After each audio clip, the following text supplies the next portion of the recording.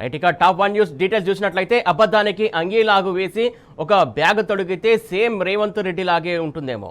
ఈ విషయం ఎవరో అనాల్సిన పని లేదు. ప్రతిసారి తనకు తానే నిరూపించుకుంటున్నట్టు ఈ అసమర్థ ముఖ్యమంత్రి పాలన చేతకాక బీఆర్ఎస్ ప్రభుత్వ ఘనతలపై పదే పదే ఏడుస్తున్నది కూడా అందుకే.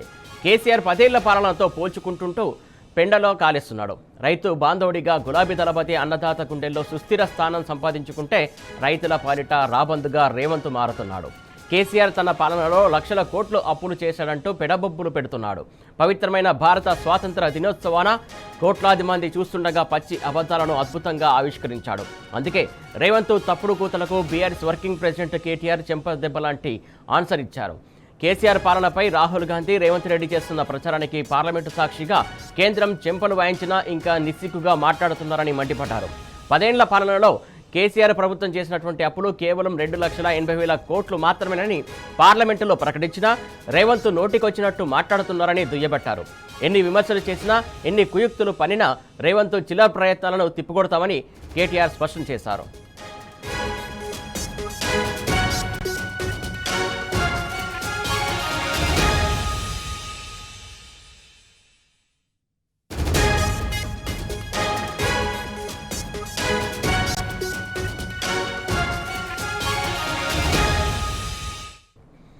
దీనికి సంబంధించి తాజా అప్డేట్స్ మా కరెస్పాండెంట్ కిరణ్ అందిస్తారు. కిరణ్, చెప్పండి.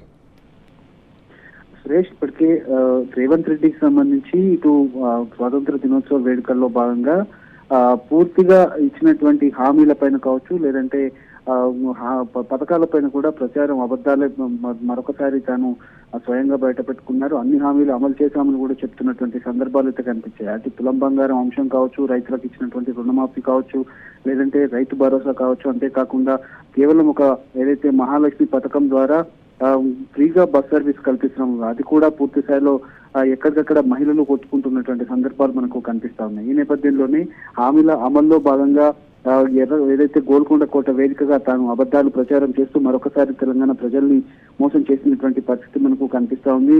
అటు ఏపీ ప్రభుత్వం బనకచెర్ల అంశానికి కూడా దాన్ని కూడా ప్రస్తావిస్తున్నటువంటి సందర్భం మనకు కనిపిస్తుంది. అయితే ప్రధానంగా ఇచ్చినటువంటి హామీల్లో ఏ ఒక్క హామీ కూడా పూర్తిగా అమలు చేయకపోవడంతో ఈ రోజు తన ప్రసంగంలో అన్ని అబద్ధాలు ప్రచారం చేయడంతో ఇటు ఆ బీఆర్ఎస్ శ్రేణులు కావచ్చు, ఉన్నటువంటి రాష్ట్ర ప్రజలు కూడా మండిపడుతున్నటువంటి సందర్భాలు మనకు కనిపిస్తా ఉన్నాయి.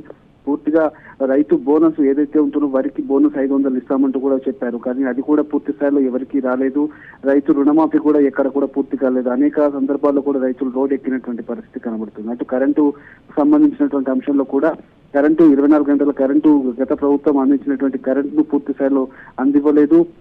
అంతేకాకుండా కాళేశ్వరం ప్రాజెక్టుకు సంబంధించినటువంటి దుష్ప్రచారం పైన కూడా తాను మాట్లాడినటువంటి సందర్భాలు పూర్తి స్థాయిలో కనిపించాయి. ఈ నేపథ్యంలోనే ఎక్కడికక్కడ హామీల అమలుకు సంబంధించి ఇచ్చినటువంటి ప్రకటనలకు సంబంధించినటువంటి ఎక్కడ కూడా పొంతన కనిపించకపోవడంతో అక్కడ ఉన్నటువంటి వాళ్ళంతా కూడా నివేరపోయినటువంటి సందర్భాలు మనకు కనిపిస్తా ఉన్నాయి. సురేష్, కిరణ్, ఏదైతే ఈ రోజు కూడా స్వాతంత్ర దినోత్సవ సందర్భంగా కూడా ఆయన చేసినటువంటి స్పీచ్ కావచ్చు, మాటలు కావచ్చు, ఏదైతే మొన్న ఈ మధ్య కేంద్రంలో కూడా చెప్పినటువంటి డీటెయిల్స్ అప్పుల గురించి మళ్ళీ అదే పాట పాడుతున్నటువంటి సిచ్యువేషన్, దానికి సంబంధించి కేటీఆర్ కౌంటర్ ఇచ్చారు. దానికి సంబంధించి డీటెయిల్స్ చెప్పండి.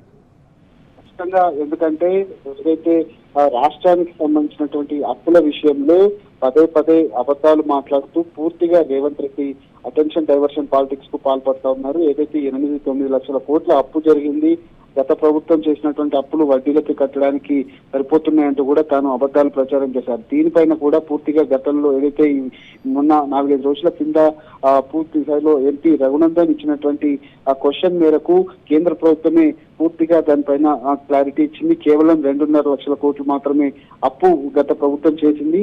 ఎక్కడ కూడా దానికి సంబంధించినటువంటి అంశంలో కూడా ఎక్కడ కూడా ఈ అప్పు అనేది అంత మేర లేదు అంటూ కూడా కేంద్రం ఇచ్చినటువంటి సమాధానం చెప్పింది. కానీ రేవంత్ రెడ్డి ఇస్తున్నటువంటి మాటలకు, రేవంత్ రెడ్డి చెప్తున్నటువంటి అబద్ధాలకు కేటీఆర్ కూడా గట్టి కౌంటర్ ఇచ్చారు. తాను పాలన చేతకాక పూర్తిగా అబద్ధాలు ప్రచారం చేస్తూ రాష్ట్ర ప్రజల్ని మోసం చేస్తా ఉన్నారు. ఖచ్చితంగా తెలంగాణకు శ్రీరామ రక్ష కేసీఆర్, తెలంగాణకు శ్రీరామ రక్ష బీఆర్ఎస్ పార్టీ అంటూ కూడా తాను చెప్పినటువంటి సందర్భాలు కనిపిస్తున్నాయి. స్వాతంత్ర దినోత్సవ వేడుకల్లో తాను అబద్ధాలు ప్రచారం చేయడం పట్ల కూడా కేటీఆర్ మండిపడ్డారు. పూర్తి స్థాయిలో రాష్ట్రానికి సంబంధించినటువంటి హక్కుల విషయంలో కావచ్చు, రాష్ట్రానికి సంబంధించినటువంటి అభివృద్ధి విషయంలో బీఆర్ఎస్ ఎక్కడ కూడా వెనుకాడదు. రేవంత్ రెడ్డి చేసినటువంటి మోసాలను, రేవంత్ రెడ్డి చేసినటువంటి కుట్రలన్నింటినీ కూడా ఎక్కడికక్కడ ఎండగడతామంటూ కూడా తాను కేటీఆర్ చెప్పినటువంటి సందర్భాలు అయితే మనకు కనిపిస్తా ఉన్నాయి. Right, thank you Kiran.